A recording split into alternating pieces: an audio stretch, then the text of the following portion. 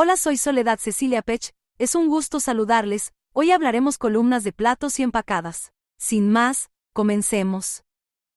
Las columnas de componentes de platos permiten el manejo de sólidos más fácilmente que los rellenos. Tanto las velocidades del gas y del líquido en los platos son a menudo un orden de magnitud superior de las que existen a través de los rellenos, proporcionando una acción de barrido que mantiene limpias las aperturas de los platos. Las columnas de platos. La operación se realiza en etapas. Cada plato proporciona una mezcla íntima entre las corrientes de líquido y vapor. El líquido pasa de un plato a otro por la fuerza de la gravedad en sentido descendente, mientras que el vapor fluye en sentido ascendente a través de las ranuras de cada plato, burbujeando a través del líquido. El número de platos necesarios para efectuar una separación dada vendrá determinado por distintos factores. Por lo general, cuanto mayor sea el número de platos de la torre, mayor será la separación conseguida. Contacto discontinuo. Si se habla de una operación discontinua donde el producto se carga en el equipo, se procesa y finalmente se descarga, el tamaño del equipo viene determinado por el tiempo necesario para alcanzar las características deseadas. El funcionamiento es en régimen no estacionario. Las características de un sistema que opera en forma discontinua. El alimento se introduce una sola vez en el calderón. El vapor se enriquece en el componente volátil que asciende en la columna. Solo hay sector de enriquecimiento. La mezcla cambia de composición durante la operación.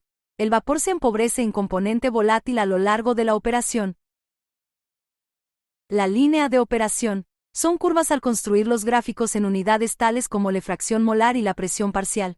Existen dos secciones en la columna. Hay también dos líneas de operación, una para la sección de enriquecimiento y otra denominada sección de agotamiento, como se observa en la ecuación. Representa la línea de operación para una columna donde xn fracción molar es un punto intermedio de la columna que incluye la concentración de la fase L que sale de la etapa I por n+1 y la concentración de la fase V que entra en dicha etapa. Son de gran importancia que sean en etapas adiabáticas, dispuestas para absorber las especies presentes en la muestra de alimentación del vapor que entra por la base de la columna. El modelo matemático para calcular el número de etapas teóricas del absorbedor es bin es igual a ln entre Ln entre qn por nv. Los factores críticos necesarios a considerar para el diseño de las columnas de platos en una operación unitaria deben ser determinados por el número de etapas teóricas. Diámetro de la columna. La eficiencia. La pérdida de presión. Relación mínima gas-líquido para desorbentes. Corresponde a una concentración del líquido saliente en equilibrio con el gas que entra. Relación mínima líquida-gas para desorbentes. La curva de equilibrio por lo regular es cóncava, como en la relación mínima de L/diagonal G corresponde a la concentración de salida del líquido en equilibrio con la del gas de entrada. Estos principios se pueden aplicar a los desorbedores, en donde las líneas de operación que toca a la curva de equilibrio en diferentes puntos representan la relación máxima L/diagonal G y una concentración máxima de la salida del gas. Columnas empacadas. Consiste en una carcasa cilíndrica que contiene un material de relleno inerte, cuyo principal objetivo es establecer una interfase a fin de poner en contacto muy cercano la fase gaseosa y líquida. Las propiedades del relleno, las cuales son: baja pérdida de presión, alta capacidad, bajo peso y baja retención de líquido, gran superficie activa por unidad de volumen, gran volumen libre por unidad de volumen, alta durabilidad, resistencia a la corrosión, bajo coste. Son equipos diseñados en forma cilíndrica que contiene en su interior un relleno, con objetivo de maximizar el área de contactos entre el gas y líquido.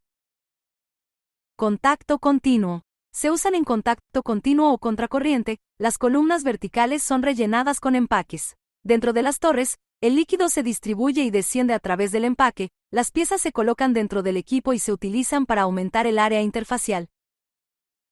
Selección del empaque. Los empaques deben proporcionar una gran superficie interfacial entre el líquido y el gas. La superficie por unidad de volumen de espacio empacado debe ser grande en forma macroscópica.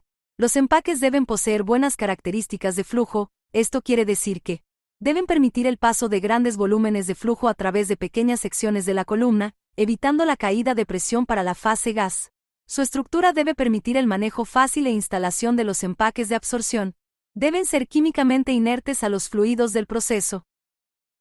Cálculo de la altura de la columna. El cálculo básico de un absorbido comprende la determinación de la altura de trabajo y el diámetro de la torre.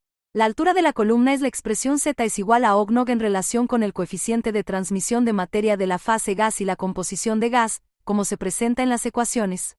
También se puede expresar en función de los mismos parámetros de la fase líquida. Z es igual a UL0, como se muestra en las siguientes dos ecuaciones.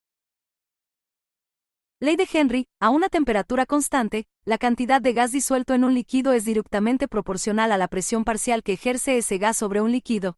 Esta ley fue formulada para explicar la volatilidad de las sustancias, es decir, la facilidad con que una sustancia disuelta en agua se transforma en gas y pasa a la atmósfera. Esto se expresa en la siguiente ecuación.